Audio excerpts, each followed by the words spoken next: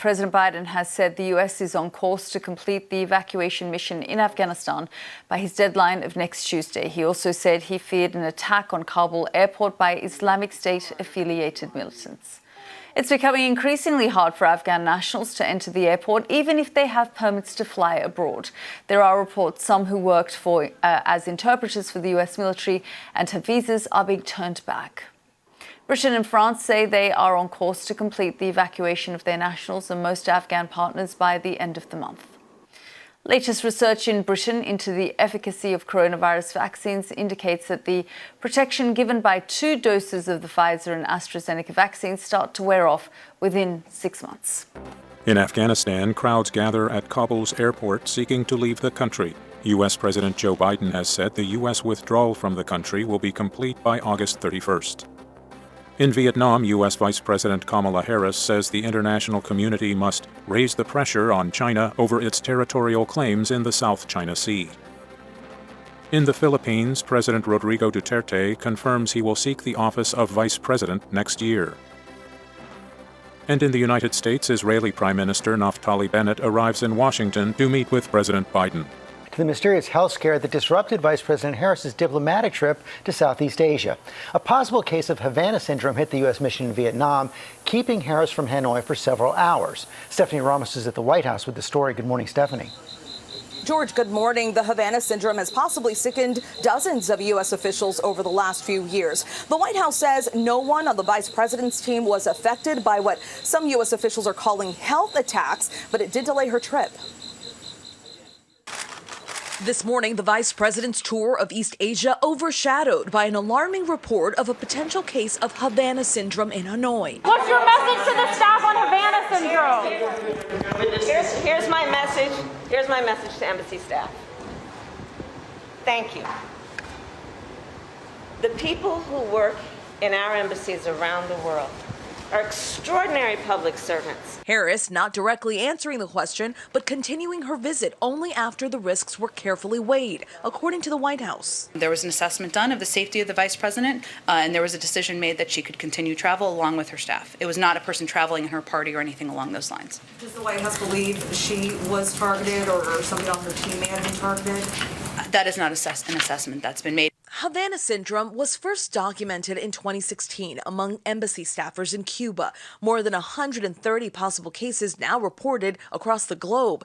Victims experience a range of debilitating symptoms, including headaches, nausea, vertigo, trouble seeing or hearing, and some have even been diagnosed with traumatic brain injuries. But what or who is causing the symptoms is still unknown. What's scary about the Havana syndrome is how little we know about it. The lingering effects are described as like a long-term concussion, so debilitating, and we aren't really sure about how long the effects last. The White House's National Security Council is leading a government-wide investigation to figure out the cause. Cecilia. Okay, Stephanie, thank you so much. While we're canceling the large gatherings, we are going to allow other events to happen. Amid the ongoing COVID surge, the city cancels all large gatherings on Oahu. Get your vaccination. Get it today. New today, a major milestone in the pandemic. The FDA gives full approval to Pfizer's COVID vaccine. A new COVID vaccine is rolled out. I'm Ian Lee with how scientists around the world are tackling the virus.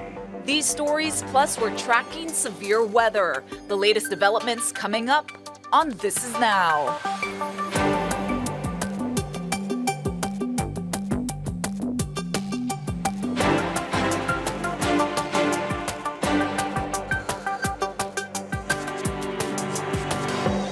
I fully support the city and county's decision to shut down all activities, more than 10 indoors and 25 outdoors, because we need to take action to slow the spread of COVID-19. That's Governor Ige reacting to today's big news. All gatherings on Oahu that exceed current limits will be canceled. This is an attempt to curb the spread of new COVID infections on the island. It's two issues, I think, that come to the forefront in every county. It is about hospital capacity and our ability to take care of those who need care. We are also looking at various differences in how much virus activity is occurring in each county. As you know, Kauai throughout this pandemic has had lower case counts than any of the other counties. And, I think all across the state, we're committed to keeping schools open and in-person learning because we know that that's very important to our children. And then we are looking at what kind of further action, just like here in the city and county of Honolulu, we felt compelled to restrict all activities, more than 10 indoors and more than 25 outdoors because the virus continues to spread and we see continuing case counts. Japan's Prime Minister Suga Yoshihide says his government has officially expanded the coronavirus state of emergency. It'll now cover 8 more prefectures where infections are spreading rapidly. As Tokyo hosts the Paralympics, nearly half of Japan's prefectures will be under emergency measures. The unprecedented spread of infections continues almost everywhere in the country. There is no change in my determination to overcome the crisis at any cost with people's cooperation.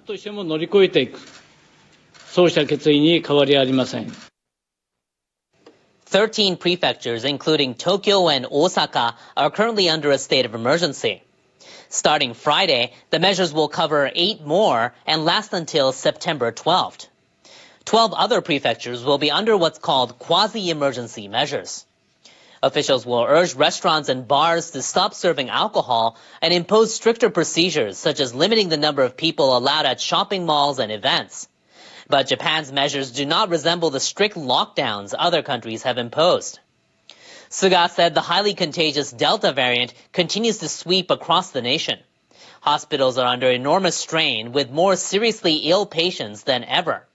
He said he'll set up more of what he calls field hospitals to help ease the pressure. The Prime Minister also talked about anti-infection measures for children as most schools will reopen next week after the summer holidays.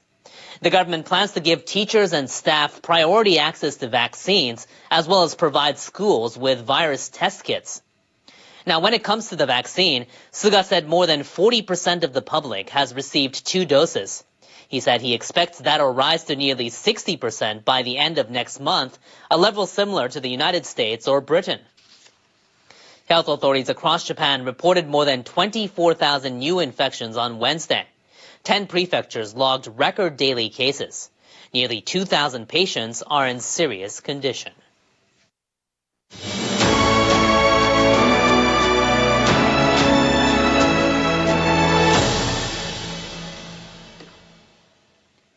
The action at the Tokyo Paralympics got started on Wednesday. In the dynamic wheelchair rugby event, 2-time defending champs Australia lost to Denmark in a tight opening match. Australian star Riley Batt showed off his great power and speed, scoring 24 points. The 32-year-old was born without legs and started using a wheelchair at the age of 12. This is Batt's 5th straight Paralympics. But in this game, Denmark's Sebastian Frederiksen took the spotlight. He scored 29 points, leading Denmark to a nail-biter win. In women's goalball, 2 former champions faced off in the preliminary round. Turkey took the gold medal in Rio, and Japan won gold in the 2012 London Games. Goalball is one of the most unique sports in the Paralympics. 3 players with visual impairment on each team take turns trying to roll a ball filled with bells past their opponents. Turkey dominated the game against the host nation, winning 7-1. Next in swimming, Japanese Yamada Miyuki has made history. The 14-year-old won silver in the women's 100-meter backstroke. She's now the youngest athlete to win a medal for Japan at the Paralympics. Yamada was born without arms and has mobility challenges, so she normally uses an electric wheelchair. Yamada got off to a good start in the race. She was overtaken by Singapore's Pin Shiu Yip, but finished second. It's Japan's first medal at the Games. Yamada says she swam with the intention of enjoying the race and tried not to be nervous. Next in table tennis, Egyptian Ibrahim El Husseini Hamadututu is making his 2nd Paralympic appearance. He was an inspiration to many at the Rio Games because of his unique playing style. Hamadutu lost his arms in a train accident at the age of 10. He holds the racket in his mouth and serves with his right foot. The 48-year-old played against Park Hong-gyu from South Korea, but lost in straight sets. After the match, Hamadutu said his goal for the rest of the games is to show others they can do anything.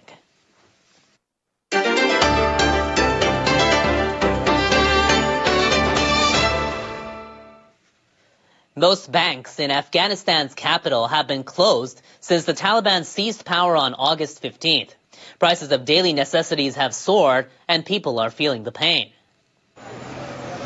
The operations of almost all banks in Kabul remain suspended. Wednesday saw crowds outside many of them waiting for some way to get at their money. For those who do have cash, prices of flour and apples have surged by about 50% in the last week alone. Everyone's so upset. We can't even get our own money, so it's a really difficult situation. On Monday, the Taliban appointed a senior official who has been in charge of economic affairs as acting governor of the Afghan Central Bank. The Taliban are expected to launch some kind of economic program. But his predecessor has said most of Afghanistan's assets are on deposit with the U.S. Federal Reserve Bank. The International Monetary Fund has suspended financial aid to Afghanistan, and now with no prospect of alternative aid in sight, the Taliban are likely to face a tough economic situation even if they can establish a government. Now, evacuations from Kabul are continuing. Many countries have been sending planes to bring back their citizens and Afghan evacuees. An advance team from Japan's self-defense forces arrived in Kabul late on Tuesday to evacuate Japanese nationals and local embassy staff. The transport planes are expected to airlift evacuees to neighboring Pakistan as early as late Wednesday. A Taliban spokesperson has called on the United States to stop encouraging Afghans to leave the country, saying Afghanistan needs experts, including doctors and engineers. Moving now to the weather. Hotter conditions will be spreading across Japan over the next few days. Our meteorologist Jonathan O has the forecast for here and elsewhere in our World Weather Report. Hello, looks like we're going to be talking about temperatures in the mid-30s across Japan as we go throughout the next few days. We are seeing what was some rain coming in from a former tropical system that's moving through the north and east, and that's also helping to aid in bringing in some of the southerly flow. Look at the possibility of seeing some rain along the Sea of Japan coastal areas, but otherwise, we're looking at dry and hot weather as we go through the rest of this week. 35 for Tokyo, also into Osaka. Hiroshima also looking at mid-30s by the end of this week. And Naha down to the south and west, looking at dry weather with highs in the low 30s. So all in all, we are looking at a very warm pattern coming up. Meanwhile, heat is a big story across the western and southern areas of the United States. A strong cold front is moving through the Midwest, and that's hoping to bring in some thunderstorms. That'll be the case on Thursday from Denver stretching into Chicago, looking at rain into the north and east as well. Highs in the mid-30s into Washington, D.C., 36 for the high in Oklahoma City as we go through Thursday. Strong storms also part of the story in the northern areas of Europe with strong winds and thunderstorms developing into the Scandinavian peninsula. Berlin looking at some rain with a high of 17, also into Warsaw, but heat continues down toward the south. Athens, sunny skies, dry with a high of 35 degrees for Thursday. Hope you have a good day wherever you are.